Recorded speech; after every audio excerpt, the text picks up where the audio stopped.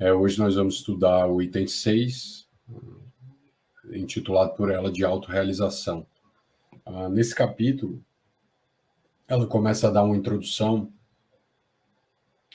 a respeito de um dos desafios que todos nós vamos ter que nos defrontar quando começamos o processo de autoconhecimento, na caminhada na direção da autorrealização, ou seja, para realizar o espírito imortal, que anseia por uma finalidade suprema, né, que é a imagem de Jesus. Ele vai estar impulsionando essa consciência egóica.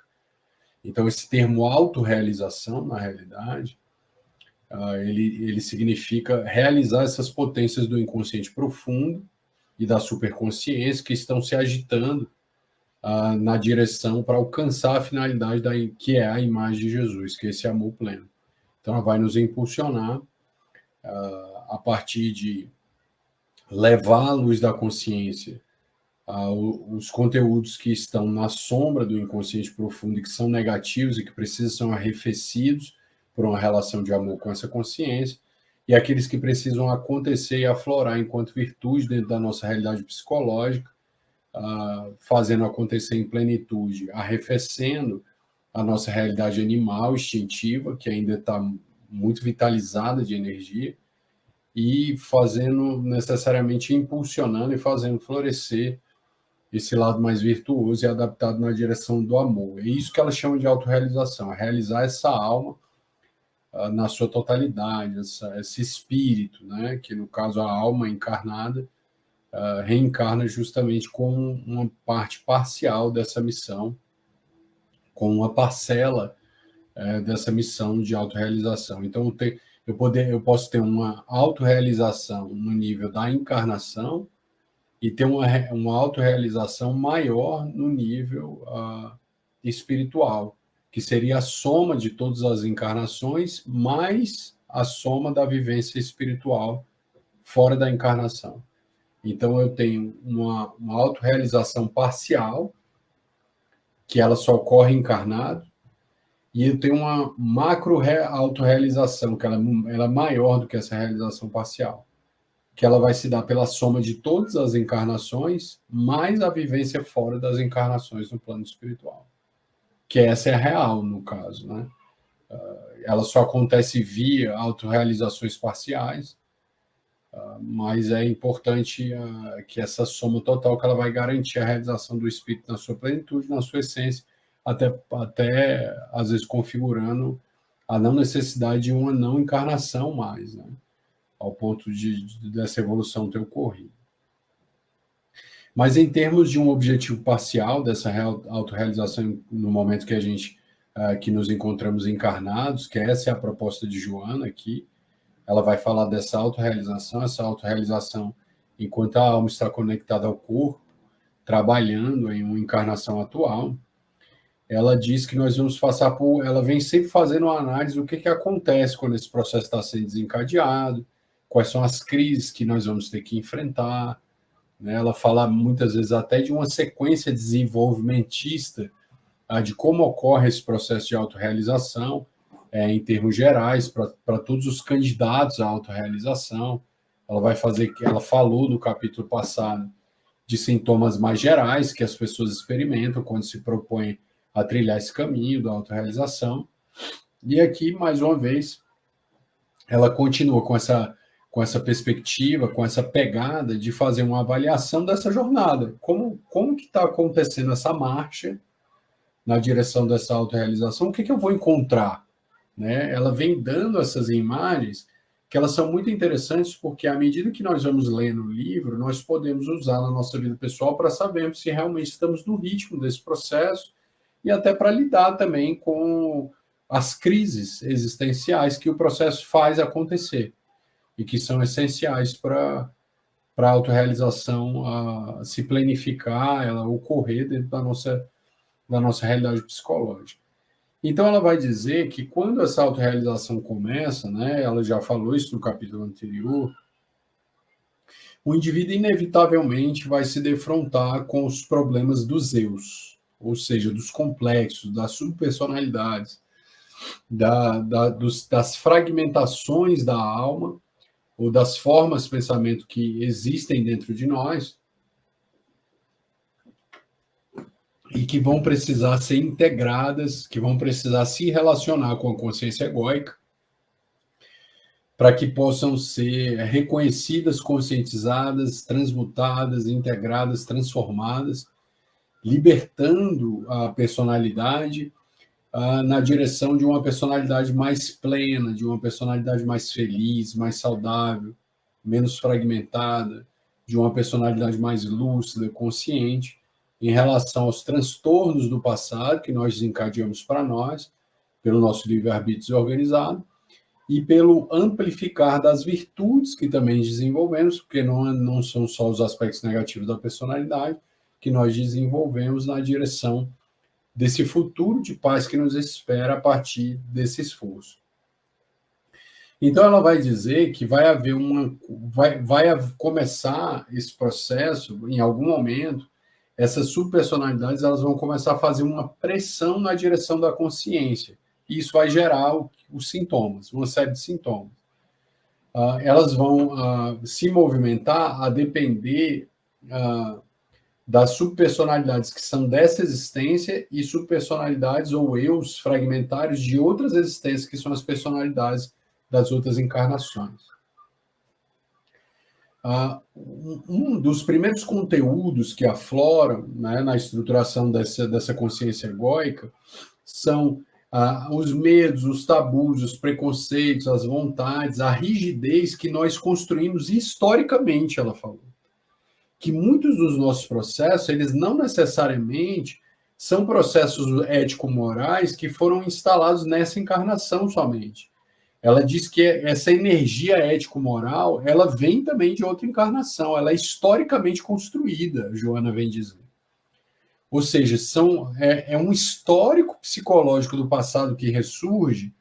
Essa história reencarnatória, ela é uma história de valores ético-morais, que podem ser valores muito rígidos, no sentido de serem castradores, agressivos, nesse sentido, ou serem valores ético-morais ligados a aspectos de libertinagem, de uma libertação, de uma liberdade desequilibrante em razão das nossas escolhas. Então, eu tenho uma história reencarnatória fazendo pressão na direção da consciência, e eu vou ter uma educação familiar, um contexto familiar, um sistema familiar que também me educou, e que também vai fazer pressão na direção da consciência. Né? Isso vai levar a uma forte pressão na direção da consciência egóica, o que esse influxo desse volume de energia na direção da consciência vai fazer com que a nossa psicologia acorde para essa pressão interna, que é sintomática, ela vai gerar uma série de sintomas, e que vai ser necessário que nós olhemos para ela para começar a avaliar a nossa personalidade. Então, nós vamos ver, dentro, como ela propôs, né, fazer uma avaliação da nossa biografia no capítulo anterior, fazer um texto, né, contando a história da nossa vida. Conte a história da sua vida. Aí você vai contar a história lá da sua vida para você e vai fazer essa análise junto com o psicólogo para promover isso aí. E dentro desses aspectos, você vai descobrir traços de personalidade, dinâmicas de energia, valores que não vieram dessa família atual e que você vai perceber que não tem uma lógica causal clara para esses valores e traços de personalidade que nós possuímos são decorrentes dessa encarnação.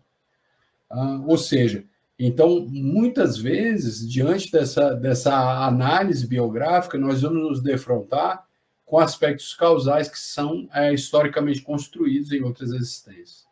E eles vão fazer pressões na direção da consciência. Essa análise, ela vai abrir dois eixos aí de caminhos que a gente pode seguir.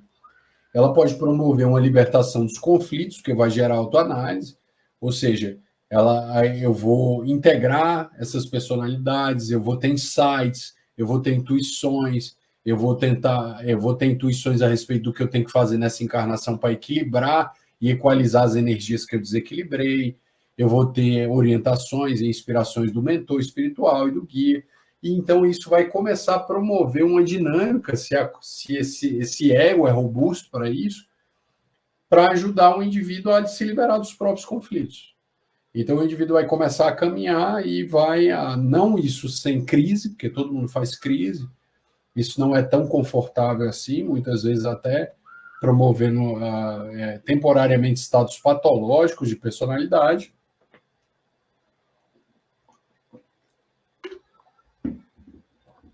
nos quais o indivíduo vai fazer as crises, mas são crises místicas, integradoras, que passam por quadros patológicos, mas são muito mais místicos que patológicos no processo de transformação.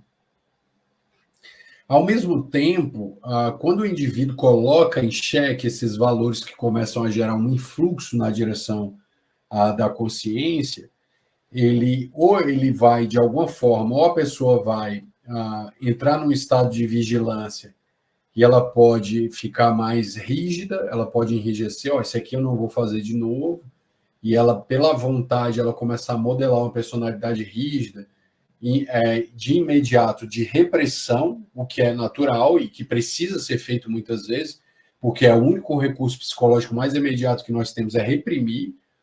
Mas eu não gosto dessa palavra, porque quem está consciente não realiza tanta repressão. A repressão está mais ligada a um processo mais inconsciente. Mas a pessoa vai, de alguma forma, conter, ela vai conter essa realidade, eu acho mais eficaz para quem está consciente do problema. A pessoa, diante dos insights e do material que está vindo, quando ela tem consciência, ela vai fazer uma contenção desses conflitos, né, o que muitas vezes de imediato é necessário para que esses conflitos não vazem, ela comece a atuar na sua realidade existencial a partir desses conflitos. Ou seja, isso começa a promover o início da resolução desses conflitos.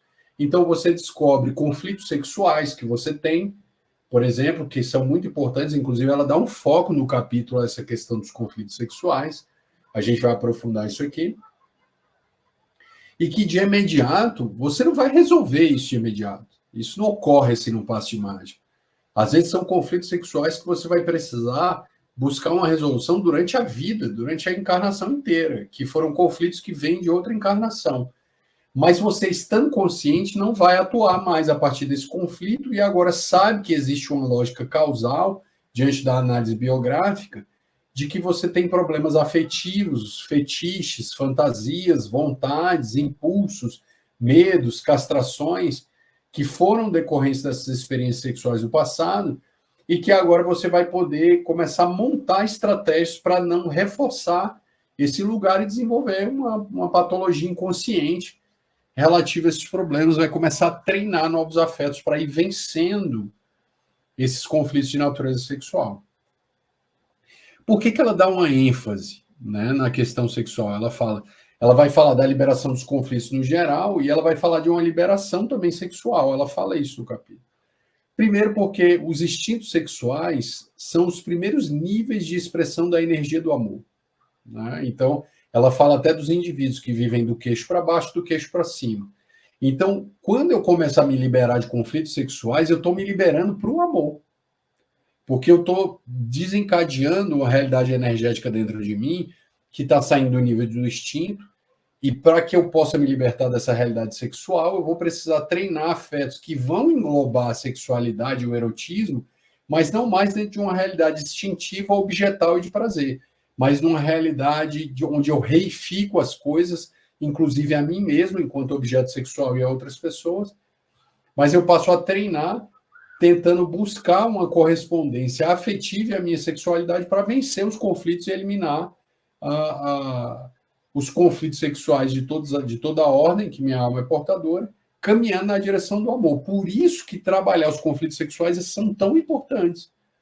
Porque uma vez que eu trabalho essa realidade sexual, eu estou liberando a minha alma para experiências de amor no nível mais afetivo e menos instintivo, menos no nível físico, menos no nível erótico. Então é muito importante. Mas isso não só porque a sexualidade ela está diretamente ligada à expressão do amor, e uma vez desconectada das expressões de desenvolvimento do amor, elas vão virar conflitos psicossomáticos muito importantes para o indivíduo, em formas de adoecimento, mas que ela traz também essa realidade sexual, porque a nossa história reencarnatória com a sexualidade, que são experiências originais no amor, elas são envolvidas no nível coletivo e no nível individual de grande carga perturbadora para a nossa alma. Por exemplo, nos períodos que nós olhamos para trás, onde a nossa sexualidade foi regida pela lógica do pecado, num sentido coletivo, onde você tem uma consciência coletiva que fala de uma sexualidade como pecado, uma coisa demoníaca que precisa ser castrada, que você tem que ter um parceiro, e que se você tiver qualquer tipo de traição, ou se você se relacionar com qualquer tipo de vivência sexual, ou uma sexualidade mais autocentrada, no autoconhecimento em relação à sexualidade, tudo isso era demonizado. Ou seja, a sexualidade ela vem carregada de outras existências, de uma série de aspectos sombrios que veio da consciência coletiva, principalmente em relação a como a experiência religiosa olhava para a sexualidade. Então, com certeza, né, a grande maioria de nós vão trazer experiências no nível do inconsciente pessoal e no nível do inconsciente coletivo, conflitos de natureza sexual que precisam ser equacionados na direção da consciência o quanto antes, para que o indivíduo se libere no processo de autorrealização na direção do amor. Porque a nossa história reencarnatória, com as experiências amorosas, eróticas e com a nossa relação à experiência da energia sexual, ela é uma experiência sombria. Pela falta de maturidade emocional de que éramos portadores no nível da coletividade e no nível individual, para filtrar essas experiências coletivas que nos chegavam. Então, a Joana ela dá uma ênfase a esse processo, que ela diz que o indivíduo, ou ele pode olhar para isso, pegar esses valores do passado e continuar se relacionando neuroticamente a partir dessa lógica do pecado, com essa sexualidade, é como se todo aquele padrão preconceituoso, perturbador, do passado reencarnatório, que são valores ético-morais que nós carregamos, eles se armam novamente e nós passamos a filtrar essa experiência por essa lógica rígida do passado nos levando ao adoecimento.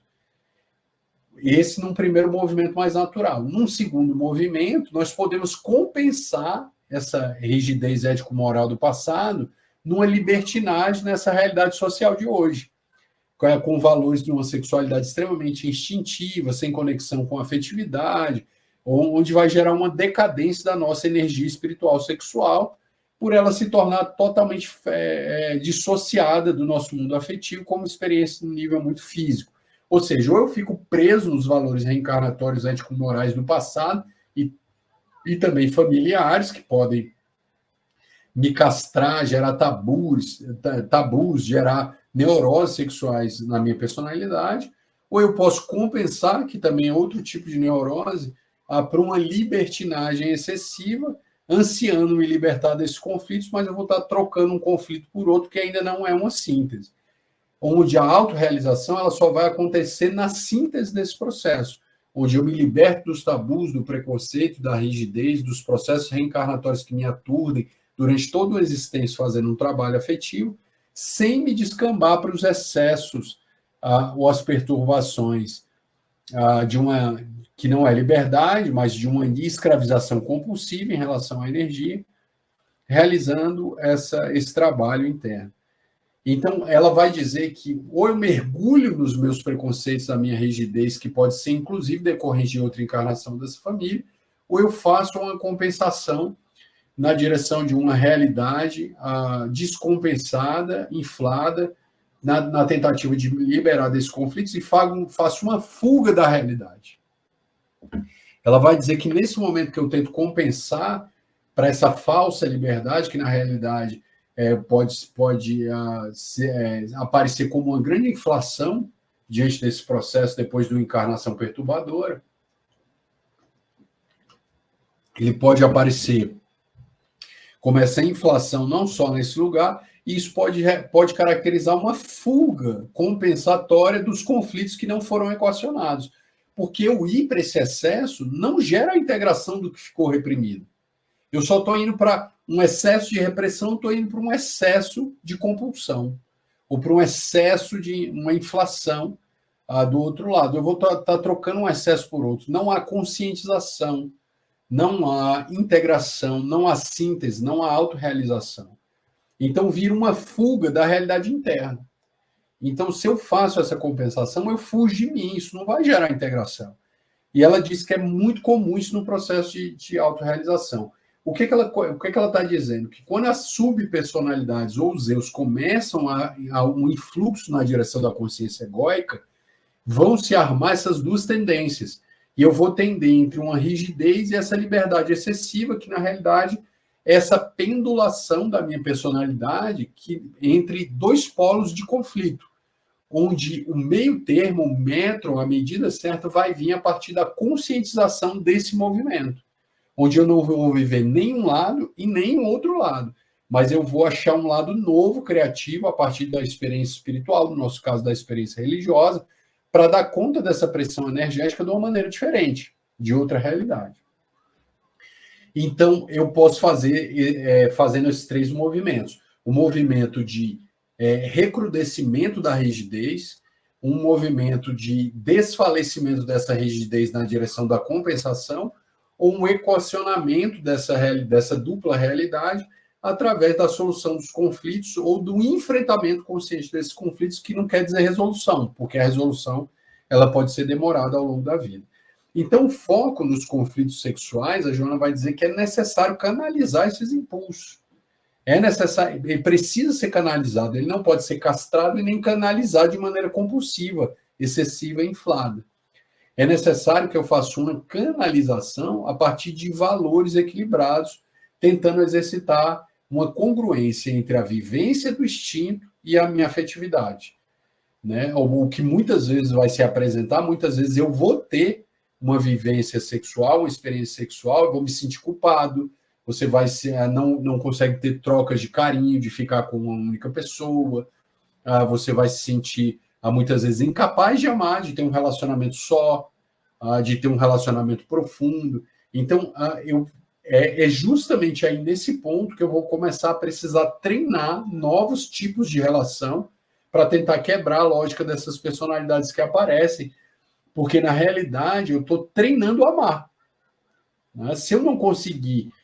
o impulso sexual ele vai ser importante, porque se eu não conseguir amar o indivíduo, as pessoas com quem eu me relaciono, no nível sexual, que eu tenho uma troca íntima, uma troca profunda, como é que eu vou conseguir fazer isso no nível das relações da caridade social? Esses conflitos eles vão ser projetados lá. Né? São conflitos que vão ser equacionados. Os conflitos sexuais eles vão ocorrer nas minhas relações sociais, sejam em contextos sexuais ou não, mas eles vão aparecer.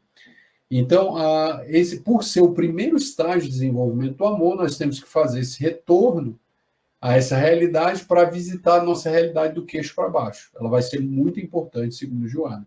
Quando eu começo a fazer isso, ocorre uma luta entre o que eu quero, que é do passado, as coisas que eu queria, ou que eu tenho medo, os meus tabus, ou a forma como eu quero, que não necessariamente é o querer de ter a sede de querer fazer, mas o que eu quero em termos de castração, de tabu, de repressão interna, mas não posso, é o que eu quero, mas não posso, ocorre uma luta, e o que eu quero, mas não consigo, que seria a virtude. Então, a pessoa que está realizando a autorrealização, ela vai se ver exatamente no meio dessa crise, entre o que eu quero fazer em termos de impulso, mas não devo mais, e o que eu quero fazer agora, mas não consigo porque ainda não tenho as virtudes. É nesse momento que essa crise instalada vai levar um indivíduo, vai impulsionar o indivíduo na direção da autorrealização. Nesse momento, a Joana fala que há um influxo maior das personalidades de outras existências na direção da consciência, e você vai começar a perceber patologias que não têm conexão com a existência atual, como problemas até psicopatológicos, que não têm a ver com traumas, que não têm a ver com o sistema familiar em si, né? Doenças genéticas, problemas genéticos que vão começar a aflorar. Então, vão começar a surgir problemas onde vai ligar o DNA patológico, naquele momento que, na realidade, ligar esse DNA patológico já é o retorno da personalidade da outra encarnação voltando. E o que é o DNA? Né? O Emmanuel explica muito bem o DNA em termos espíritas. Né? a herança genética, os padrões de adoecimento e de saúde que eu tenho, né, a estrutura de saúde que a gente é portador, nada mais é do que um conjunto de energias que um grupo de pessoas vivenciou parecido, e aquele grupo energético parecido vai desenhar um modelo de DNA no campo físico. Então, o DNA, na realidade, tem por trás uma afinidade energética entre pessoas que tiveram o mesmo comportamento e o mesmo sentimento. E aquelas pessoas adotando o mesmo comportamento e o mesmo sentimento desenham um DNA familiar parecido. Elas não só desenham, como elas se atraem, formam uma família, e aquela família tem uma assinatura energética, e a assinatura energética é o DNA que constrói todo o sistema familiar que a gente está inserido. Ou seja, por trás do DNA eu tenho afeto e comportamentos associados entre grupo de pessoas que fazem uma assinatura energética comum e que é plasmada no corpo para todos nós. A Joana fala que nesse momento, entre essa crise, esses conflitos afloram. Então surgem aqueles problemas psicossomáticos que são genéticos, né, que são características da nossa genética, os padrões de adoecimento da família, sejam eles como o transtorno obsessivo-compulsivo, as depressões, o transtorno bipolar, as tendências ao uso de substâncias, os problemas neurológicos, como as doenças que nós conhecemos incapacitantes, né? Que lesam a estrutura cerebral em termos de coordenação, o Alzheimer, né? As doenças como a ELA, essas doenças bastante graves que incapacitam, que estão ali dormindo na alma, elas podem ser ligadas, que na realidade são personalidades que estão retornando e se imprimindo no corpo em razão a conflitos emocionais que nós construímos para nós. Então, essa luta entre o que eu quero, mas não posso, não devo fazer, e o que eu quero, mas não consigo fazer, vai ligar esses processos, e junto a isso ainda tem as obsessões, né, que nos agregam esse processo. Então, surge, na realidade, uma experiência patológica epigenética, no qual as pressões sociais, no caso nós, o espírita, vai experimentar. Eu já li o Evangelho, eu já assisti às palestras, eu conheço os valores ético-morais, só que a minha alma ainda quer essas perturbações internas e eu não posso fazer isso mais. Né? Então surge o conflito de vontade, é isso que ela fala, né? Então essa pressão externa liga as fragilidades do DNA, levando o indivíduo a desgastes, a fatores psicopatológicos, psicossomáticos, que nada mais são do que os eus do passado voltando e impulsionando a psicologia na direção do desequilíbrio, mas também da integração a depender da robustez desse ego. Ela vai dizer que se você se esforçar, tem como resolver. Ela fala que dá para fazer isso sozinho, com técnicas espíritas, com a proposta da psicologia espírita, de estar sempre em autoanálise, fazendo esse processo com integração a partir da oração, do passe, dos exercícios de visualização, dos exercícios de oração para si mesmo, né, que são as orações de cura, dentro desse processo, dessa autoavaliação biográfica de anotar, da avaliação dos sonhos, avaliando esses eus que aparecem nos sonhos, que podem ser eus de outras encarnações. E ela diz que a partir do esforço a gente consegue fazer isso. Mas ela diz que o maior entrave para se lidar com esses eus do passado é a negação de a gente dizer que não tem, não aceita isso. Isso vai gerar uma maior fragmentação, vai gerar uma cisão, porque em vez da personalidade ser integrada num processo de síntese, quando eu assumo a minha tendência, a minha vontade, ela vai ser mais fragmentada e vai fazer uma doença. Ou ela vai ligar o DNA patológico do passado, por ser uma personalidade reencarnatória do passado, um eu do passado, não só entendendo esse DNA como doenças psiquiátricas, inclusive, psicológicas também, ou ela vai fazer aí, ligando esse DNA, ela vai fazer também sintomas no nível psicológico de difícil correção, por conta dessa clivagem desses eus, por essa negação do ego da própria realidade afetiva. Quanto mais o ego aceita isso, menos patologia faz, mais surge a capacidade de diluir essa realidade. Então, nós temos que enfrentar. A autorrealização é uma luta de vontade, de grande vontade, porque de imediato, quando se tem consciência, não tem muito o que fazer, a não ser não fazer. Tá? Se o meu impulso é de fazer, primeiro, a partir da consciência, eu vou conter isso e não vou fazer. Assim, não tem muito o que filosofar, não tem muito autoanálise. Precisa desenvolver uma vontade firme. E Allan Kardec ensina, quando você se vê com uma vontade muito forte de fazer alguma tendência, que você tem consciência que é uma má inclinação, ou seja, que é um eu, um complexo, um eu de outra vida, um eu dessa vida, e que está dando uma vontade muito forte de realizar aquela demanda que vai gerar desequilíbrio, a Joana tem até os outros capítulos, que é a hora da tentação. Esses são os momentos da tentação. Aí os espíritos orientam qual é a primeira forma mais simples. Você não precisa ser psicólogo, você não precisa ter conhecimento de psicoterapia, de nada. O que você pode fazer? Fazer oração para enfrentar a tentação. Essa é a técnica psicológica mais rápida, mais simples e mais acessível a todos de imediato. É a única? Não. Mas eu posso, de imediato, já estar utilizando a prece para enfrentar as tentações, os meus demônios internos, para que eu não atue a partir da lógica desses eus. E eu comece a arrefecer, através da oração, essas energias que estão me tomando. Em um segundo momento, me vendo incapaz de dissolver essas energias, buscar um psicólogo. Aí eu vou buscar uma terapia, uma ajuda especializada para tratar esses complexos e eu começar a me liberar dessas pressões internas e me liberar, consequentemente, às vezes, de sintomas psicopatológicos que nós somos portadores. Existem pessoas que, pelo histórico de construção de experiências psicológicas, possuem uma alma mais calma, mais equilibrada, sem tantos conflitos, e que desenvolveram uma riqueza intelectual e psicológica e criativa que tem capacidade de poder diluir essa realidade a partir de uma experiência individual, sem necessidade de estar buscando uma terapia. Ou buscam uma psicoterapia como um processo de autoconhecimento. Mas a maioria de nós não tem repertório para dar conta desses processos sozinhos.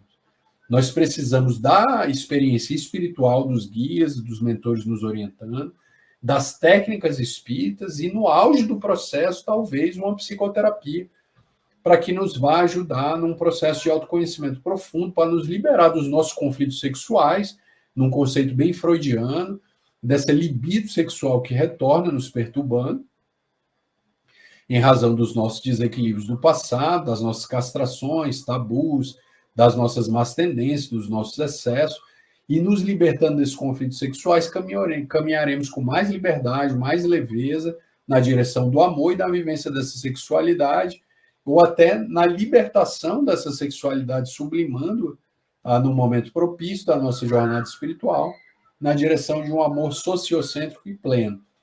Mas o começo dessa autorrealização passa por esses movimentos aí que a Joana traz com muita força nesse capítulo, e que é necessário nós sentirmos isso, ou seja, em que momento a nossa vida se encontra, em qual momento será que eu estou fazendo essa autorrealização? Eu estou analisando a minha vida, o que eu penso, o que eu sinto, como é que eu me relaciono sexualmente, como é que são os meus afetos, ou se a minha vida está ausente dessa energia sexual. Então eu posso começar a fazer esse processo e eu posso usar técnicas imediatas, que é o passe, a autoanálise, a prece diante dessa autoconscientização, as visualizações curativas, a educação do pensamento, né? Ela vai ser fundamental, a educação do pensamento, para que, diante dessa educação do pensamento, eu possa mandar para o meu subconsciente mensagens saudáveis que vão ecoar de novo em ressonância para o ego, um ambiente espiritual equilibrado para mim, né? Ou seja, eu posso usar a meditação para educar esse pensamento, o que vai arrefecer esses complexos, que vai diminuir a impulsividade, vai desligar o cérebro reptiliano. Mas eu preciso avaliar, eu preciso olhar para isso. Não dá só para ir para o trabalho, ir para o centro e voltar para casa. Se você está fazendo esse curso aqui, está fazendo isso, você não está usando as ferramentas que você está estudando. Eu não sou seu professor, eu não sou seu guru. Eu sou o seu amigo de jornada e estamos aqui fazendo uma discussão, é uma troca. Nós estamos ombro a ombro fazendo essa análise. E você precisa, de todas as formas, achar essa realidade dentro de você. E só dá para fazer isso pensando a própria vida. Como eu me sinto, como eu me relaciono com minha esposa, ou com minha namorada, ou com as 10 namoradas que eu tenho. Como é que é a minha relação com o dinheiro? Como é que seria eu com dinheiro e sem dinheiro? Como é que seria eu sozinho ou dentro de uma relação? Como é que seria a minha vida, de alguma forma, se eu vivesse os impulsos que me visitam? A partir dessa realidade, os impulsos que me visitam, eu descubro quem eu sou. Mas eu preciso ter uma aceitação honesta de mim mesmo. E não é difícil. Às vezes eu não preciso de um psicólogo para aceitar o que eu sinto. Basta parar e olhar. As raivas, as angústias, as mágoas. Como a própria Joana fala, a negação é o maior veneno que vai gerar clivagem, que vai gerar mais neurose e que vai levar o indivíduo à formação de novas personalidades ou subpersonalidades em processo de clivagem. Agora, se há assunção honesta de si mesmo, o indivíduo já começa a exercer um processo de humildade sobre si mesmo. Você vai ter sentimentos de baixa autoestima. Você vai achar que você não foi ninguém, que você é um espírito insignificante. Essas vozes vão vir. Que você teve encarnações que não foram encarnações marcantes, que você não fez nada de bom. E, de repente, no meio dessa deflação, vai começar a surgir uma experiência de auto-amor, de simplicidade, de aceitação de si mesmo, de renovação dos pensamentos, e que muitas vezes nós buscamos determinadas missões ou coisas importantes e que nem é essa a nossa jornada, e que, na realidade, a nossa jornada é uma jornada solitária, ou melhor, uma jornada de solitude, de uma cruz pessoal que devemos realizar. E que ela passe por essa autoconsciência. Não adianta nada você fazer um curso como esse e só ficar lendo livro, como se fosse um conhecimento intelectual que não vai te levar a lugar nenhum. É como se você comprasse a melhor caixa de ferramenta e guardasse no armário. Não vai servir de nada. Então, nesse instante, é necessário que façamos uso dessas ferramentas o quanto antes. Né? Quantas orações eu faço no meu dia como um elemento organizador da minha psique? Isso é muito importante. Eu tenho observado minha conduta quanto à oração e tenho falhado muito nesse aspecto e isso tem me desequilibrado. Então, são coisas que nós precisamos observar. Criar essa disciplina, criar os hábitos positivos, que inicialmente são esforços da vontade e que posteriormente vão virar hábitos internalizados, condicionados para a nossa libertação. Então, observe em que ponto você está. Você está na negação? Será que você está na negação de você? Faça uma meditação, pare 1 minuto, tire 10 minutos para observar o que você pensou ao longo do seu dia. Os pensamentos sexuais, as raivas, as negações, principalmente os pensamentos sombrios, aqueles pensamentos que têm muita energia, que nos visitam o tempo inteiro. Qual foi o sonho que você teve na noite passada, na semana, nesse momento que você está fazendo o curso e que os mentores estão intuindo para que você tenha sonhos integradores, porque nós estamos dentro da egrégora do curso, e eles estão o tempo inteiro motivando nós em relação a isso. Peça o sonho virá, para que você possa descobrir dentro dessa realidade simples que a alma é, a partir da aceitação do que você sente. Basta estar presente, treinar estar presente. E a partir desse momento você vai se descobrir fazendo a sua jornada. Então não pegue nenhum palestrante, não siga ninguém, não ache que seguir determinadas pessoas vai ser a solução dos seus problemas. Não faça isso, porque isso é uma projeção. É necessário fazer essa integração dentro dessa realidade para que o indivíduo caminhe na direção dessa autorrealização, começando primeiro por essas idolatrias para fora. Nós não temos as hierarquias como nas outras religiões. Mas os palestrantes dentro do espiritismo ganharam um destaque especial, principalmente no Brasil, que virou quase um showman. E é necessário que a gente entenda que não são artistas. São pessoas comuns, cheias de conflitos, pessoas portadoras de distúrbios psicológicos graves e mais devedores ainda porque são oradores. E se nós, de alguma forma, estamos pregando os nossos próprios problemas, começa aí a nossa autorrealização. Porque pregando essa realidade dos conflitos existenciais, nós precisamos tomar consciência de nós mesmos. Então, observe como está a sua caminhada na direção da autorrealização. Isso não deve parar, não deve ter solução de continuidade. O indivíduo tem que estar todo o tempo realizando esse processo. É um hábito que precisa ser construído.